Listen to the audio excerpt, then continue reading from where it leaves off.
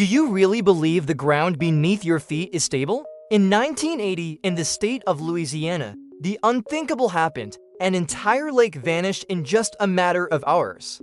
The Lake Peigneur disaster wasn't caused by earthquakes or volcanic eruptions, but by human error, a simple drilling accident that opened the way for the unimaginable. This is not just the story of a lake swallowed by a giant sinkhole. It is also a lesson on how the search for resources can turn nature into the stage for both spectacular and terrifying phenomena. And contrary to what many believe, the consequences of this disappearing lake still echo to this day. Get ready to dive into a narrative that blends science, economy, and human courage. Because when the Earth decides to answer human mistakes, it does so in a way that challenges even the most skeptical minds. And what happened at Lake Peigneur proves that better than any other event. It was an ordinary morning in 1980 when the calm Lake Peigneur in Louisiana turned from a peaceful setting into the stage for one of the most unbelievable episodes in modern history. Few could have imagined that a simple lake could transform into a living portrait of Earth's power, revealing how even the most serene environments can hide devastating surprises. What seemed like just another day for the local community was about to be recorded in history as the Lake Peigneur disaster. This event, later described by geologists as one of the most violent and destructive ever documented, began quietly but quickly escalated to proportions that defy comprehension. In a matter of hours, the lake just 10 feet deep became a colossal vortex, swallowing boats, trees, and even entire stretches of land. A true giant sinkhole opened before the stunned eyes of onlookers, devouring everything in its path. Picture yourself walking every day through a calm town square, only to suddenly witness the ground opening up, taking streets, cars, and buildings with it. That's the scale of what unfolded at Lake Peigneur, and why this drilling accident continues to be studied to this day. The shock was so great that even the most seasoned engineers and miners struggled to believe how quickly the disaster unfolded. What's most intriguing is that, amid the chaos, few realized the real problem lay beneath the surface: a salt mine collapse in progress, turning the event into one of the most fascinating and mysterious episodes in industrial history. And it is precisely this underground detail that drives us to dig deeper into the origins of the tragedy. Long before the Lake Peigneur disaster, the Jefferson Island Salt Mine was already a symbol of the local economy. Its interior was carved using the Ruman pillar method, where vast chambers were supported by massive salt pillars. The mine reached depths of 1,500 feet, the equivalent of stacking 5 statues of liberty on top of each other. It was a true underground city, built with precision and discipline. Working there was Junius Gaddison, a master electrician who knew every corner of the mine like the back of his hand. He was responsible for the electrical systems that powered pumps for drainage and ventilation lifelines that kept miners safe from cave-ins and suffocation. Junius's commitment to safety earned him the trust and respect of his colleagues. Salt extraction wasn't just a business, it was a vital part of everyday American life. From family kitchens to major chemical industries, everything depended on that mine. It seemed solid and unshakable. Yet no one realized that beneath the calm waters of the lake lay a structure dangerously vulnerable to a salt mine collapse. Despite its apparent strength, the Jefferson Island Salt Mine hid weaknesses that would only surface in 1980. The natural link between salt deposits and petroleum drew drilling companies to the region. Guided by maps and geological calculations, this outside interest would pave the way for a fatal mistake. That mistake would come from Texaco, forever changing the story of the disappearing lake. The Lake Peigneur disaster began to unfold when the search for oil reached the region. Salt formations often attract petroleum deposits, and this drew the attention of energy companies to Jefferson Island. In 1980, Texaco hired the Wilson Brothers Drilling Company to conduct an exploratory drilling operation. On paper, everything appeared routine and within safety standards. Texaco relied on underground maps and technical surveys that indicated a safe distance between the salt mine and the drilling site. Engineers were confident there was no risk of hitting existing structures. After all, Corporations of that scale don't invest millions without minimum safety guarantees. But as history shows, no calculation or projection is ever completely free from human error. The fatal mistake occurred when the drill bit accidentally punctured the salt mine.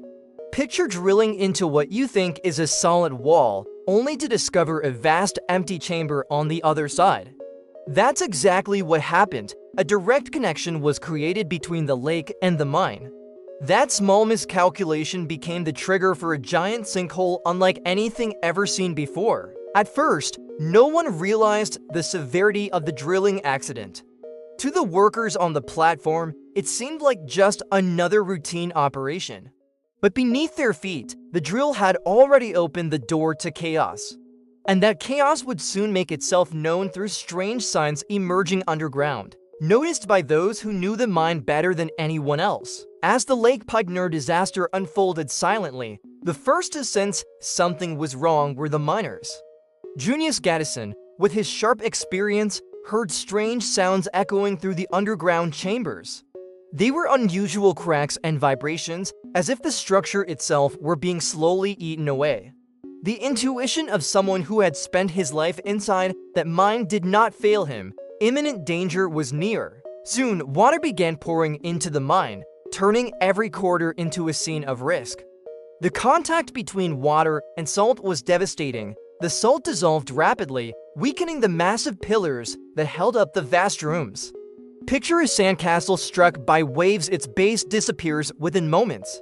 That was the effect of infiltration, dramatically increasing the risk of a salt mine collapse. Junius reacted quickly, triggering the general alarm and cutting off the power supply. This decision was crucial, preventing electrocution and fires amid the chaos. The emergency protocol, drilled every 6 months, was carried out flawlessly. That discipline and training saved lives at a moment when every second mattered. The evacuation, however, was frantic. More than 50 miners rushed desperately toward the single elevator available. It was their only escape route from an underground world rapidly turning into a disappearing lake. And while they fought for survival, on the surface, the tragedy was beginning to reveal itself in an even more astonishing way. While the miners fought to escape, the Lake Peigneur disaster began to reveal its fury above ground. Texaco's drilling platform, once steady on the water, became the first victim of the collapse. Gripped by invisible forces, it sank slowly until it vanished completely. The lake was transforming into a massive funnel, giving birth to a giant sinkhole that swallowed everything around it. The vortex that formed was so powerful it dragged down 11 supply barges. Some were swallowed within minutes, as if they were paper toys in a bathtub. Along with them, 65 acres of land simply disappeared, a number hard to fathom even today. Entire trees were ripped from their roots and pulled into the whirlpool without resistance. Not even larger vessels managed to escape. A tugboat nearby was devoured by the disappearing lake, in scenes reminiscent of a disaster movie. The sheer power of the moving water was almost hypnotic. Locals stood in disbelief as the once peaceful lake turned into a bottomless maw. What had been a tranquil landscape became a spectacle of destruction. Whole sections of Jefferson Island began to vanish, as if chunks of land were being torn away by some invisible force. The ground gave way, gardens disappeared, and the scenery transformed before the eyes of those who watched. Meanwhile, underground, 55 miners were still facing their own human drama. At the heart of the Lake Peigneur disaster, 55 miners were trapped underground. The tension was unbearable, corridors filled with rushing water while the sound of collapsing rock echoed like thunder. Even so, the leadership of men like Junius Gaddison and Earl Dundas brought calm amid the chaos. They knew that without organization, the chances of surviving this salt mine collapse would be almost zero. The emergency protocols, drilled every 6 months, proved their worth. Each miner knew the path to the elevator and the exact procedures in case of flooding. Discipline saved lives, turning a desperate situation into a coordinated race against time. It was like a school fire drill. You only grasp its true value when the danger becomes real. Despite the fear, courage shone through. Many miners helped colleagues in distress, showing that solidarity can be decisive in moments of crisis. The rush to the elevator was chaotic, yet organized enough that no one was left behind. In situations like this, the fine line between panic and hope is drawn by leaders who manage to stay calm. What's most remarkable is that in an accident of such magnitude, every single miner survived. A true miracle amid the drilling accident that was swallowing the lake. As the workers emerged, exhausted and in disbelief, the surface continued to transform. And there, nature began to reveal extraordinary phenomena that would astonish the survivors even further. The Lake Peigneur disaster didn't end with the mine's collapse or the massive vortex. Within minutes, a geyser of water and gas erupted nearly 400 feet into the air, creating a terrifying spectacle. Imagine watching a giant column explode toward the sky, as if the earth itself were spitting out what it had swallowed. It was a visual reminder of nature's raw power in response to the drilling accident. Another shocking phenomenon was the reversal of the canal that connected the lake to the Gulf of Mexico. Normally, fresh water flowed outward, but that day the movement flipped. The sea began pouring into the disappearing lake, bringing tons of salt water. That single detail permanently altered the ecological balance of the region. For 2 days, a roaring 50-foot waterfall cascaded into the lake, dumping water endlessly into the sinkhole. It was like witnessing a miniature Niagara Falls in a completely unexpected setting. Locals recalled the sound as deafening yet mesmerizing, a surreal mix of natural spectacle and industrial tragedy. In the end, the lake that had once been only 10 feet deep now plunged to nearly 200 feet, becoming the deepest in Louisiana.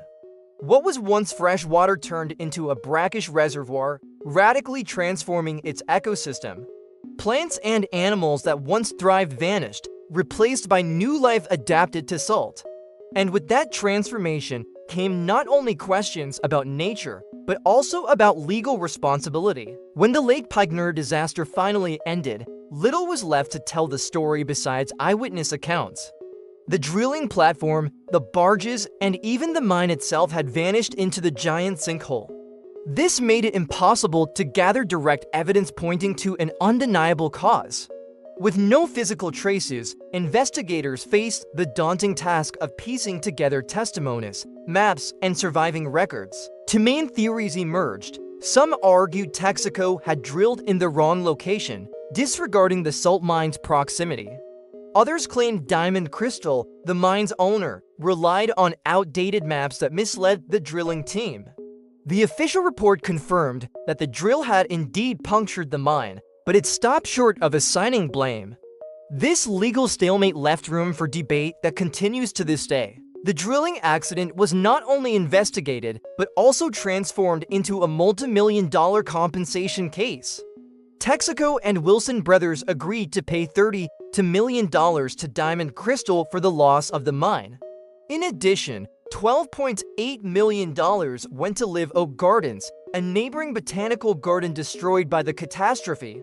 It was an attempt to repair damages that went far beyond the financial realm. Yet money could not replace the impact of a disappearing lake that forever changed a community.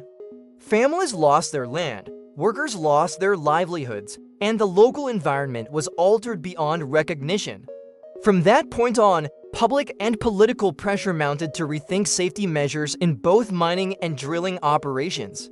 And that change would begin to take shape in the years that followed. 6 years after the Lake Peigneur disaster, in 1986, the mine was permanently closed.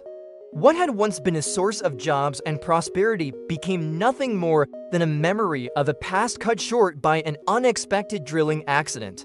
The local community was forced to reinvent itself, while the lake remained a silent witness to a mistake that cost millions and changed countless lives. The lake never returned to what it once was. Once shallow, only 10 feet deep, it now plunged to nearly 200 feet, making it the deepest in Louisiana. But the transformation was not just physical. The fresh waters gave way to a brackish environment, reshaping the entire ecosystem. Fish and plants vanished, while new species adapted to salt took over the disappearing lake. Among engineers and scholars, the case became known as one of the strangest industrial accidents ever recorded. It's rare to see a salt mine collapse trigger such extraordinary phenomena as geysers, whirlpools, and waterfalls within just a few days. Rarer still was the fact that, despite the scale of destruction, not a single life was lost. This turned the episode into a fascinating enigma. To this day, those who witnessed it have not forgotten. Memories of the whirlpool, the sinking barges, and the collapsing ground still haunt local residents. Many recount the story as if reliving a disaster movie. Except this time, the script was real and it left profound lessons about how the interaction between nature and technology can spiral out of control. And those lessons would go on to shape future legislation. The Lake Peigneur disaster served as a wake-up call for the entire mining and drilling industry. Until then, it was believed that maps, surveys, and calculations were enough to guarantee safety. After the drilling accident, it became clear that human error and outdated data could trigger unimaginable catastrophes.